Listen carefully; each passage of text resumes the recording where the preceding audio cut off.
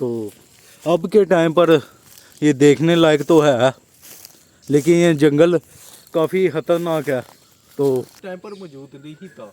फिर उसके बाद एक मिनट बना जितना माई भी मैं दसा था और दो लाश बन जाएगा थोड़ी देर वास्ते। कौन? मैं विजिट गाइज़, आज जो मैं आपको स्टोरी सुनाने वाला हूँ ये एक जापान के खौफनाक जंगल की एक कहानी है। एक ऐसा आदमी जो कि अकेला इस जंगल में गया था, ये बात जानते हुए कि हर साल 100 से ज़्यादा लोग इस जंगल में खुद की जान ले लेते हैं। और आपको मैं इसी जंगल का भी स्टोरी सुनने के बाद आपको मैं विज़िट थोड़ा सा करवाऊँगा। तो ये स्टोरी शुरू होती है 2011 से। जापान में एक पहाड़ है माउंट फूजी के इलाके के करीब एक जंगल है ओकिगोहारा। तो इसके बारे में बताया जाता है कि हर साल रोज़ाना 100 से ज़्यादा अफराद यहाँ पर खुद की लोग अपनी जान दे देते हैं, अपने आप को रस्सी से टांग के दरख्तों पर। तो जापान का एक न्यूज़ रिपोर्टर था जिसका नाम था रॉब गिलहुली को इस जंगल में जाने के लिए उसे काफ़ी देर से दिलचस्पी थी। वो चाहता था कि मैं इधर जाके यहाँ पर डॉक्यूमेंट्री यहाँ पर लिखूं, आर्टिकल्स वगैरह लिखूं, क्योंकि वो एक न्यूज़ रिपोर्टर था। तो लेकिन काम में मसरूफियात की वजह से वो इस जगह का रुख नहीं कर पाता था। फिर एक दिन उसका ही एक कोलीग इस जंगल में अचानक चला जाता है अकेला, और बाद में खबर आती है कि वो इस जंगल में जाने के बाद वो लापता हो गया। अब वो ज़्यादा क्यूरियस हो गया उस जंगल में जाने के लिए। तो एक दिन वो अपनी वर्किंग हॉर्स पूरे करके इस जंगल में ही रात के टाइम पर रवाना हो जाता है। अपने साथ वो अपनी बुक भी ले जाता है। वो इस जंगल के बारे में आर्टिकल एक लिखना चाहता था और एक डॉक्यूमेंट्री बनाना चाहता था। तो फिर कुछ वो गहरे जंगल में हिस्से में चले जाता है।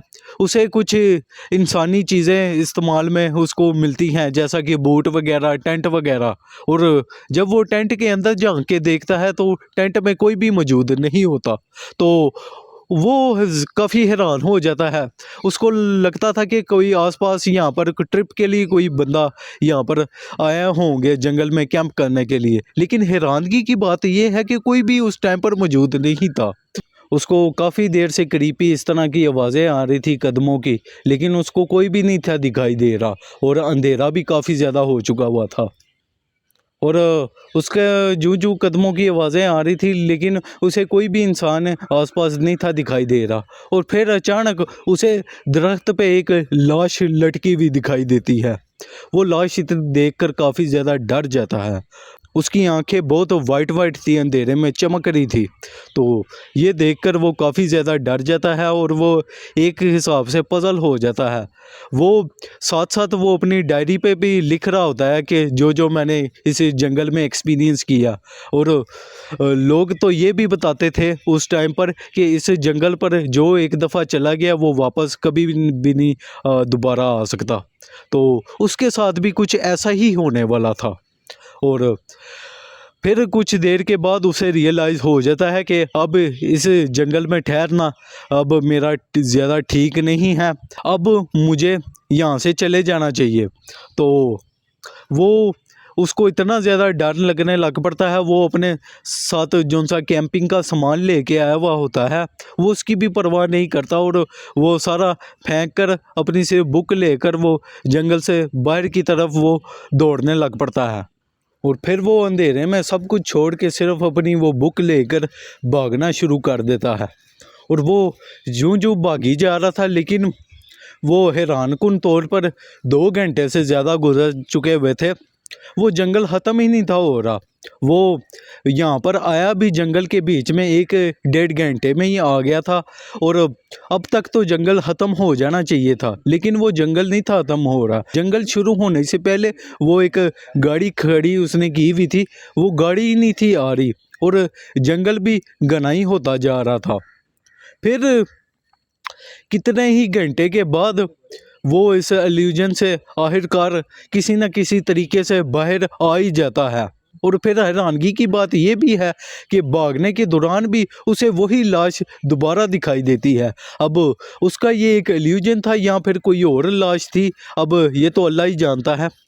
फिर वो भागता जाता है, फिर आखिरकार वो जंगल ख़त्म हो जाता है और फिर वो उसे गाड़ी दिखाई देती है, तो फिर वो गाड़ी में बैठकर बाहर आ जाता है, इस जगह से दूर चला जाता है।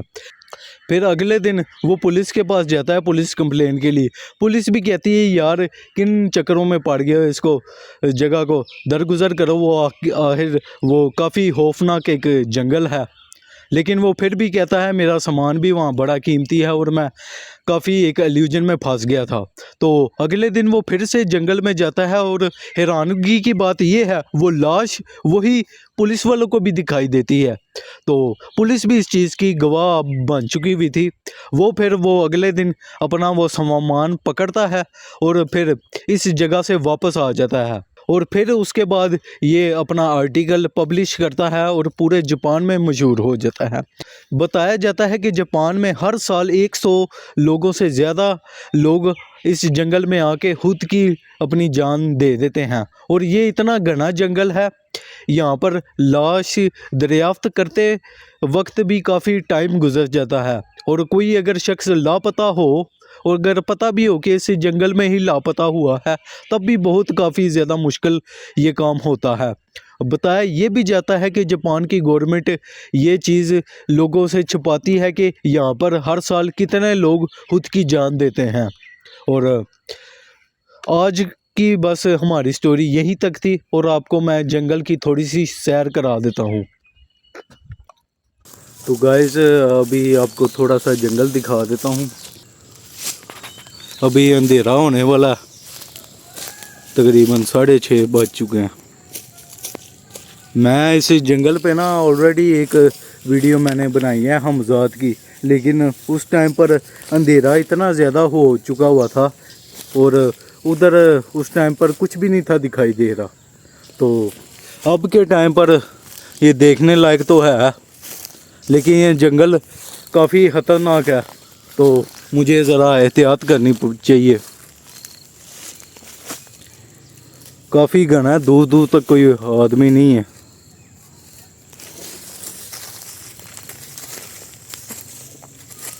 ये देखें,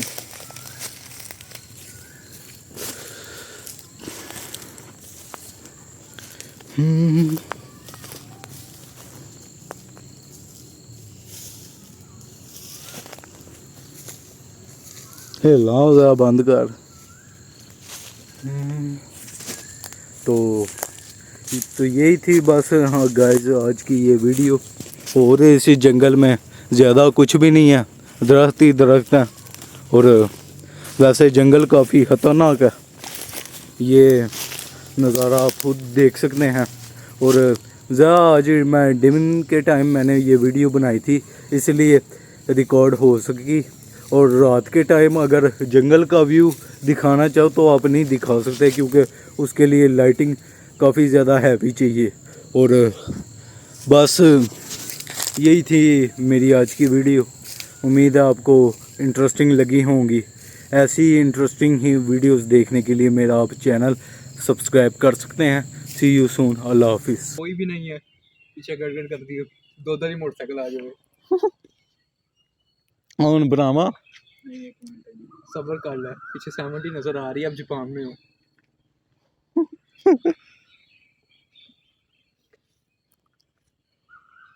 था दिखाई दे रहा, पीछे मोटरसाइकिल आ रही है, रुक जा। उनमें चाहिए मोटरसाइकिल। दूर दूर से कोई बंदा पीछे मोटरसाइकिल लगा ली, आ गया 70 ते अपने जापान के जंगल च बड़े। अब मैं विजिट कराता हूँ जापान का झंडा।